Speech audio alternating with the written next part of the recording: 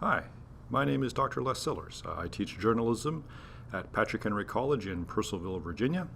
I am on staff at World Magazine, and I've been published in First Things and the American Conservative and the Weekly Standard and some other publications. This is a webinar that I conducted with HSLDA. I hope you enjoy it. Thanks. This seminar is on writing well, classic principles for clear, concise prose. To write is to think. And to write well is to think well. To be able to write well is a tremendously important skill. Writing is the process by which we organize our thoughts. And we should consider if we can't organize our thoughts well enough to put them down, to communicate well to somebody else, how well have we really thought through our issue? Here's a good quote that I like from Flannery O'Connor. Sometimes this is true of me as well. I write because I don't know what I think until I read what I say. It's that process of putting our thoughts down into words in order that helps us to think through issues. So good writing is grammatically correct, is clear, direct and concise. It is well organized with a discernible progression and structure. It displays style and word choices appropriate to the context, and it displays unity of content. Among writing teachers, Strunk and White is a really famous book. I recommend it highly. Lots of students know about it. Not too many students read it. I do recommend it as a good read. And so today in this class, we're going to cover not all 5 of those points. We're going to cover these 2. Good writing is clear, direct, and concise, and it is well organized with a discernible progression and structure. Now, I'm going to blow through several points on each of these 2 items. I'm going to provide some fairly detailed examples on these things. Don't worry, we are recording this, so if you want to go back later and watch it again, watch the video again, you will be able to do that. I'm also more than happy to email you the slides of this PowerPoint presentation. So just so you're warned, I'm going to go through this fairly quickly, so you're going to have to pay attention, but you can go back and look at it later. So, good writing is clear, direct, and concise. Keep in mind that it is not, however, simplistic or even necessarily simple. The effective expression of an idea may require complex sentence structure. However, this is what I have to tell my students. You cannot write a complex sentence until you learn to write simple sentences well. You have to understand how to express simple thoughts simply, clearly, and directly. And then you are able to handle more complex ideas. So the basics of writing well, you really have to break it down to basics. So here's a little exercise that I often go through with my classes. Here's 4 sentences along the lines of see, spot, run. They're really simple sentences. So the boy was big, the ball was round and white, the ball was hit by the boy, and the ball went a long way. And so the exercise is to condense these 4 sentences into 1 sentence. And most people can do this pretty readily. You know, it's not that complicated. To condense those 4, you get this. The big boy hit the white ball a long way. So the question becomes, how do we get from here to here? And so there are several principles that go into good writing that we're going to talk about today. So principle number 1 is recast sentences to avoid unnecessary uses of the verb to be. So it's focus on the main verb.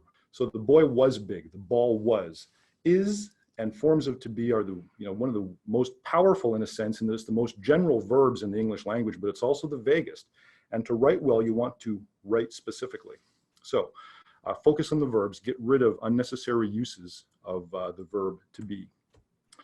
Here's the classic example. I see this all the time. Sentences that start with there was, there is, those kinds of formations simply should be like this. Not there was a man who went to the store, but simply a man went to the store. Here's an example of some text that was recently turned into me by a student. It's an interesting paragraph. It's not horribly badly written. It's got some good details in there. Okay, I'm not going to read the whole thing. I'll let you look over that as I'm talking. But as you read it, ask yourself, so where are the forms of to be in this sentence? And they don't stick out because this is a kind of a pretty standard kind of writing that students often do. But if you look over, you say, oh, there's actually 6 uses of to be in this paragraph that actually you don't need. So you can rewrite that whole paragraph and not lose any information. if you recast your sentences to use verbs other than to be. So as you can see, there's the first sentence is ghosts, ghouls, superheroes, princesses, and waddling little pumpkins holding orange plastic buckets will descend on American suburbs late next week to collect their candy tribute. So if you go back to her original sentence, she's saying this is a picture, but we don't have to say this is a picture. We simply give them the picture, and so on with all the rest of the paragraph there. Avoid unnecessary forms of the verb to be. Principle number 2, write in the active voice. The ball was hit by the boy becomes instead the big boy hit the white ball. The active voice is generally preferred. It's not that you can never use the passive voice. The passive voice, of course, is when the subject of the verb is the thing being acted on. But what the active voice does is it makes clear who is doing the action. So this is famously used by politicians and bureaucrats when they're up on the podium in front of the microphones and they say, mistakes were made. Well, really what they're trying to avoid saying is, I made a mistake. So using the active voice makes clear who is doing the action in question, who is doing the verb. Third, avoid redundancies. I see this all the time in my students' prose. They will include details that we already know or are that implicit in context. So the ball was round and white. Do you have to say that the ball was round? Well, unless the ball is not round, most people will take it for granted that the ball is round, because that is, of course, what balls are. So look for redundancies that you don't need. Fourth, pack information into sentences using strong, vivid verbs and specific, concrete nouns. Well, of course, the sentence, the big boy hit the white ball a long way, is still pretty much in the see spot run kind of framing. But instead, if you pack more information, this is exactly the same number of words. The big boy hit the white ball a long way. If you rewrite that to say, Jumbo Casey ripped a double to deep left center field, well, all of a sudden it's clear. Now we're talking about baseball. And now we don't have just some generic boy hitting some generic ball into who knows where. Now we can picture the whole thing. Now we've got baseball. Now we've got bats and players and gloves and base paths and all of these things, because we chose our words carefully.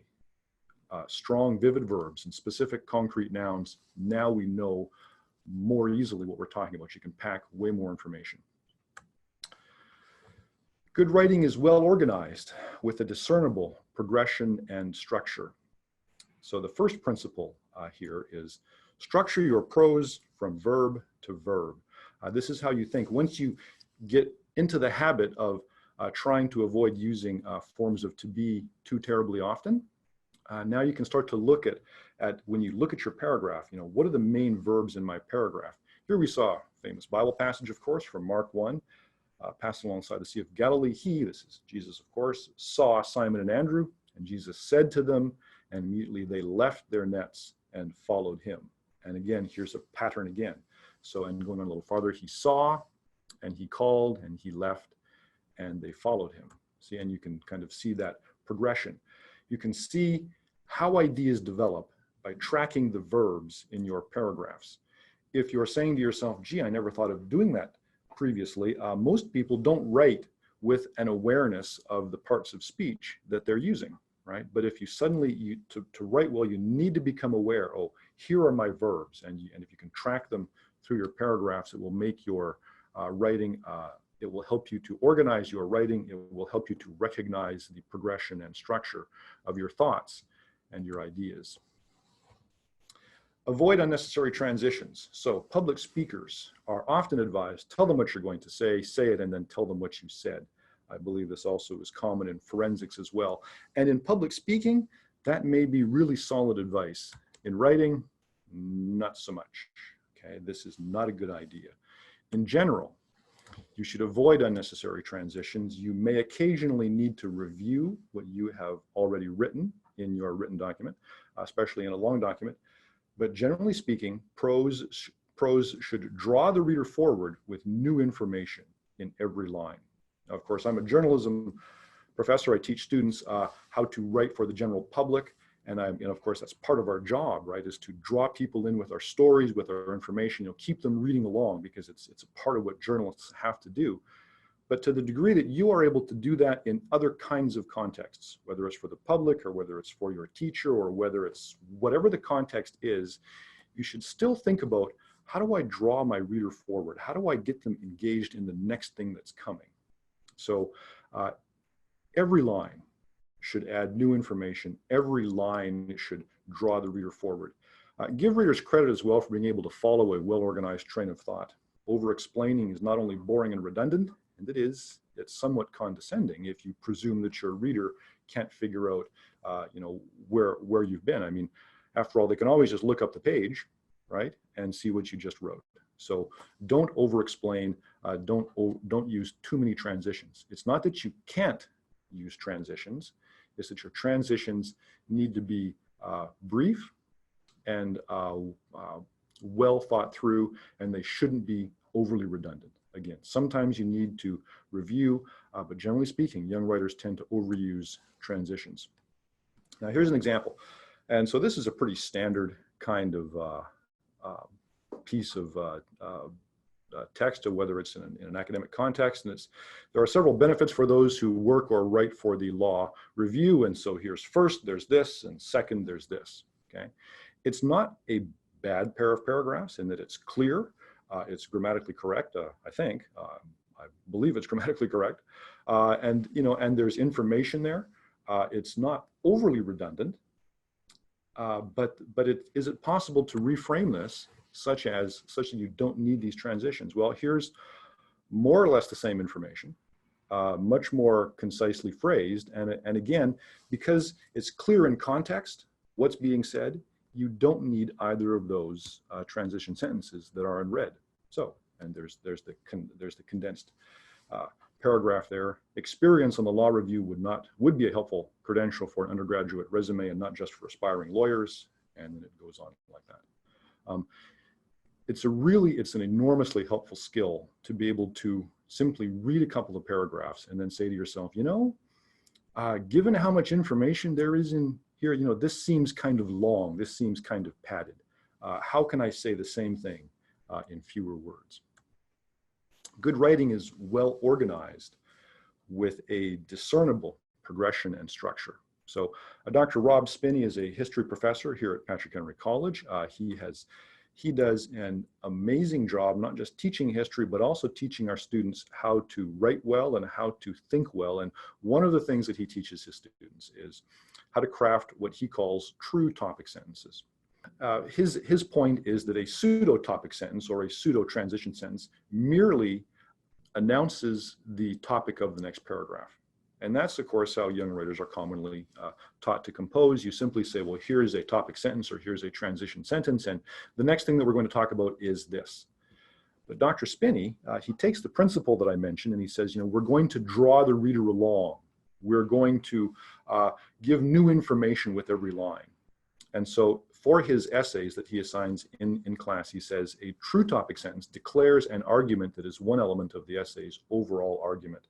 That is, a true topic sentence, especially in an academic context. I presume that many of our listeners here are thinking about writing in an academic context. Dr. Spinney's point is that a good essay, a good research paper, a good analytical paper is inherently interpretive. And so in your true topic sentences, you are making the interpretation, okay? And that's what draws the reader forward. So here's a couple of examples that he gives. Not a true topic sentence. The Puritans made rules to distinguish between legitimate and illegitimate sports, saying a healthy topic sentence. And Dr. Spinney's point is that this is simply an announcement of the topic. The Puritans made rules, which is just simply a historical fact. Dr. Spinney would say, when you can get beyond the mere assertion of historical facts and start to make interpretations, you start to analyze what they mean, your topic sentences should then make that analysis explicit. So rulemaking becomes legalistic bondage when it subjects even recreation to laws and punishments. Here's another one. The Puritans enjoyed affectionate marriages, and you might say, okay, good, so what?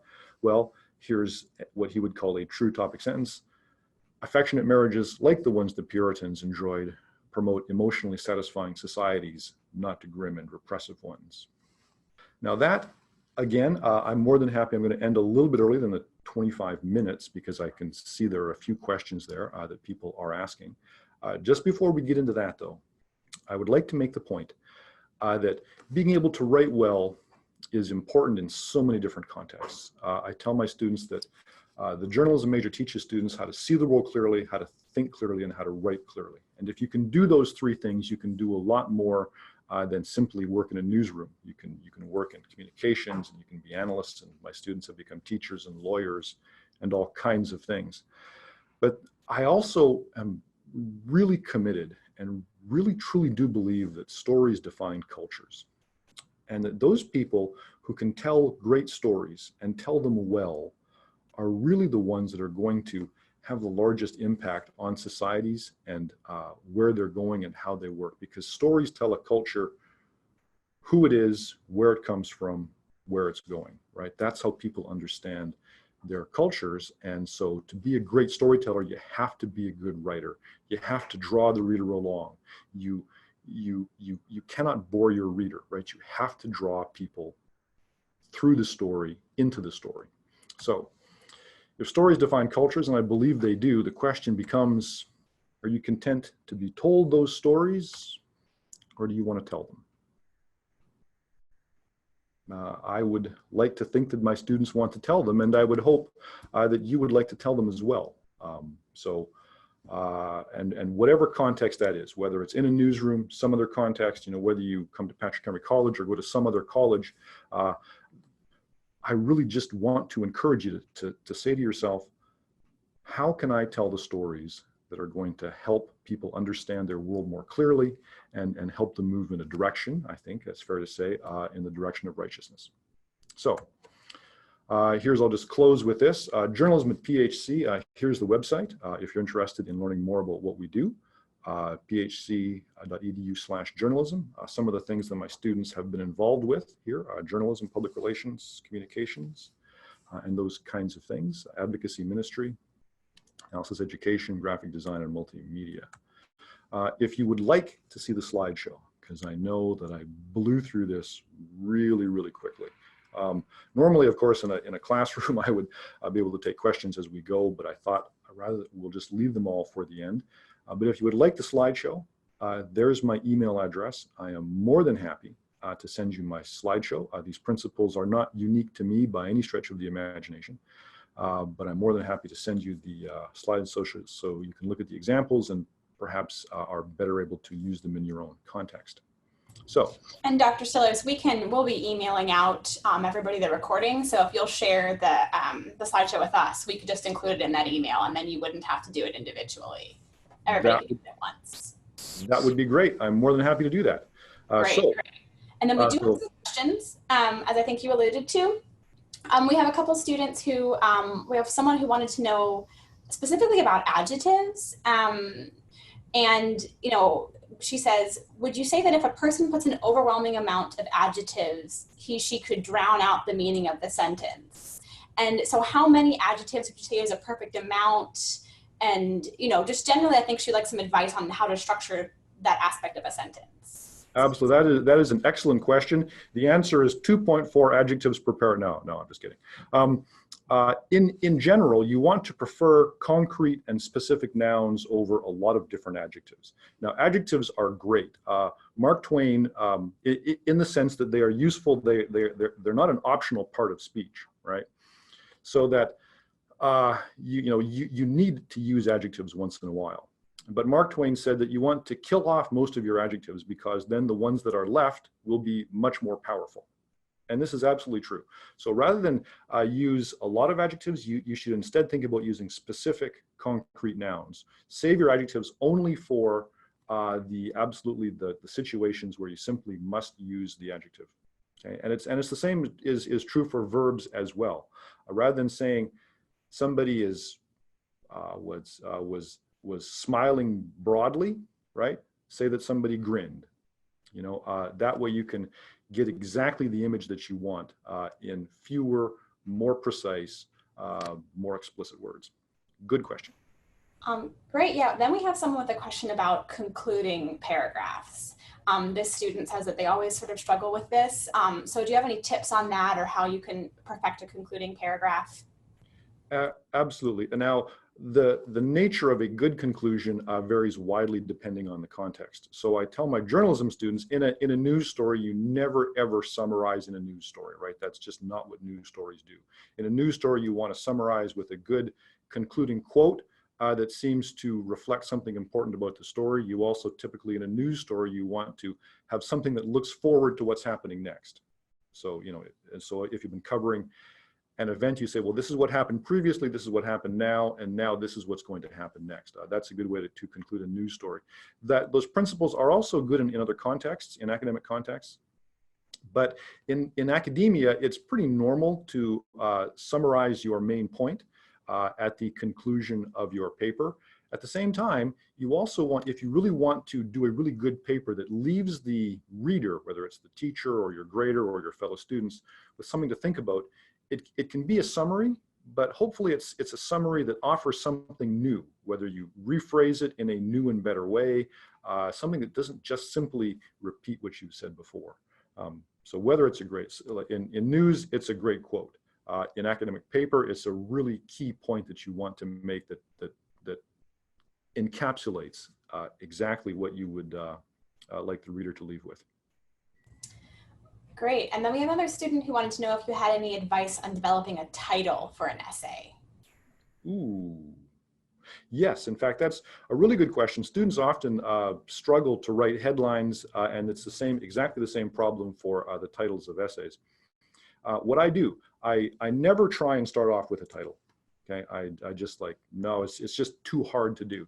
So I write my whole paper, and when I'm finished my paper or my news story, whatever it is, then I go back and I read it over and I look for those things that are especially memorable about the paper, whether it's, and I look for ideas, for especially powerful images from the essay, for an especially useful metaphor, maybe what else? So something that hints at what the paper is going to be about. And then the reader, when they come across that idea in the essay or the academic paper itself, they say, ah, yes, now I see what he meant more fully by that title. So always write this is what I do, always write your title or your headline last. Great. And then we have a student who's wondering sort of more broadly, what you would think about books that aren't specifically Christian focused. If a Christian writer wants to tell a story, does it have to be Christian focused, or what, how would you negotiate kind of that line between a book that's explicitly Christian and not? Oh yeah, that is such a huge question. It's a really great question. And so a truly Christian story reflects a biblical worldview, but it doesn't necessarily have to be about Christian characters, or it certainly doesn't have to end with an altar call. A Christian story is one that reflects a biblical understanding of how the world works. So whether or not the characters involved are explicitly religious, or whether or not it involves some hot button social issue, whether it's abortion or something like that, what I like to believe is that a truly Christian story is ultimately, it is absolutely true. It is true according to a biblical worldview will help us understand why it's true and the many different ways in which it is really true. So that's what I really think about. So there isn't a clear dividing line in this for a Christian writer. There should not be a clear dividing line between this is a Christian story, this is a non-Christian story. All writers try and say things that are true, such that non-Christian writers writing about non-Christian things can say something that is even more true than a bad Christian writer writing about Christian things. So I think it's helpful to not think about this is a Christian story, a non-Christian story. It's helpful to think about, I want to say something true. I want to say something important. I want to tell a story that will change how people see the world and see it in a more accurate way. So. Great. We have time for one more question, I think. We have one student looking for some suggestions on writing thesis statements that are to the point and not vague or too broad? Like, do you have any advice for that? That is also an excellent question. Writing. Remember when I said at the beginning of the slideshow that to write well is to think well? So the issue for the student is not simply how do I write a thesis statement. The issue for the student is, have I thought through my subject well enough such that I can state clearly and precisely what my point is. So this is not an easy task. It is something that you can't do it twice and become an expert. As we all age and mature and hopefully become wiser, writing thesis statements becomes a little bit easier, but it's never easy because it requires people to think through their subject and say, what is it that has happened? What are my facts? What are my perspectives that I have to keep in mind? What does it all mean? And once you've thought through those questions, and thought, well, what does it all mean? Then you can begin to sit down and write a thesis statement. In terms of the practical application of this, what would I say?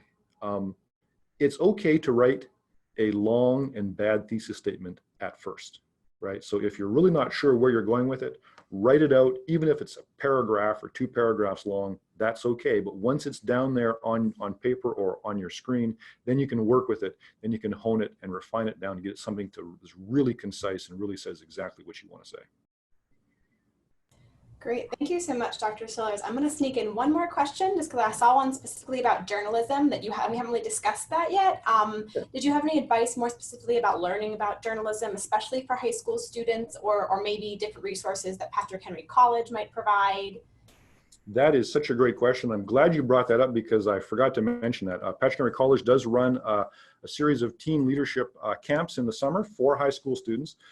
This year we are running the World Journalism Institute Teen Camp here at Patrick Henry College, and so it's about multimedia skills. And so for a week next July, we will be having a summer camp with I'll be teaching there. We'll be bringing in some world writers and editors, and certainly I think our radio features editor to give some really good instruction on how to think Christianly about what it means to be a journalist, how to do great stories, how to write great stories, and also some production expertise as well, just to kind of whet people's appetite for that. So there's the camp next summer. I do recommend Dr. Marvin Olasky. He's the editor-in-chief at World. He's been, I've known Marvin since '99 when I first joined the staff at World. And he has written a number of really great books about journalism, but his newest one came out called Reforming Journalism. And that's available on Amazon right now, I believe. And that will give you, that's not really, I wouldn't say for high school freshmen, sophomores, but if you're maybe a junior, senior, you're probably ready for that. There's a lot in there that's going to go a little bit, it's going to be a little bit hard, there's just such great foundational material there for how to do journalism with a biblical worldview. It's a great book. I recommend it highly. And those would be 2 good places to start. Also, I will mention as well that I do have an essay about what it means to be a Christian journalist. It's on the World website, wng.org. It's called The Abolition of Journalism. And it's a little bit of my personal story about how I got into journalism and what I've thought about since then. I think that high school juniors and seniors might find that interesting as well. Thank you so much, Dr. Sillars. We appreciate everything you said. I certainly learned things from my end. Thank you so much. Well, Monica, it's delightful to be here. Thank you for the opportunity. I appreciate it. Thank you, everyone.